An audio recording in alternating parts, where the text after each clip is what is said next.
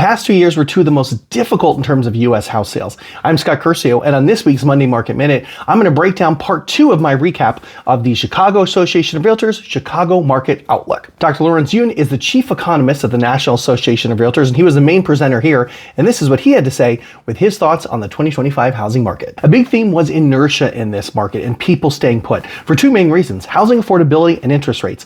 As we go to the first of many graphs in this, you'll see what I mean. There are 88 million homeowners in America. 35% have no mortgage at all, and 29% have a mortgage with a rate of 4% of lower. If your housing is cheap, your incentive to move isn't very high. Now that's just one part of the story. The other is housing affordability. Since 2020, we've seen massive gains in the value of our U.S. home prices. Illinois was up just under 45%, and Michigan, where I also practice, was up 54%. This graph shows the gains from the first quarter of 2020 to the third quarter of 2024.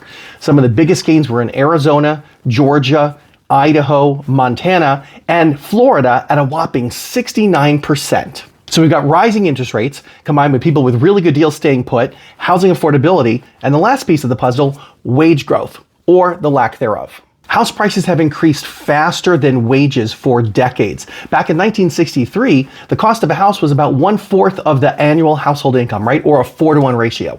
By 1993, we were at a 6-to-1, and in 2022, we were at an 8-to-1. Everything is getting more expensive and that gap is widening. But stick around to the end of my video. I'm going to give you a very important invitation to a very important event that's going to help you be successful in this housing market no matter what. Back to my recap. Now, when I first started this video, I told you that it was two of the worst years in terms of the number of sales for the housing market.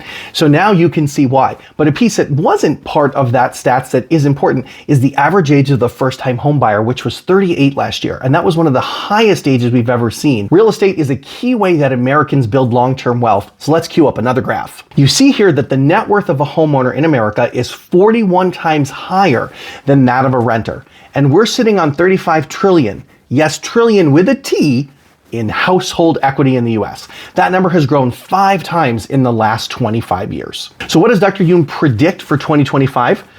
Gains in our home prices and more home sales, both existing and new. He's a little bit more bullish on rates than I am here, thinking they'll be a little bit lower by the end of the year, as you can see in this graph that I've just brought up.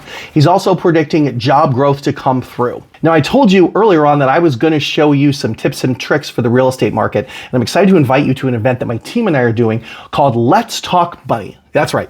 It's on Wednesday, March 26th.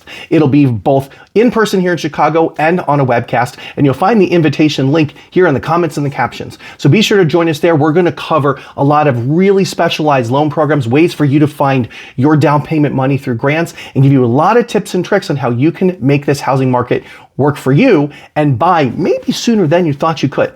I'm Scott Curcio. Thanks so much for watching this video. If you like this and you want more of it, be sure to give me a follow here or subscribe, and be sure to give this video a like, and we'll see you next time.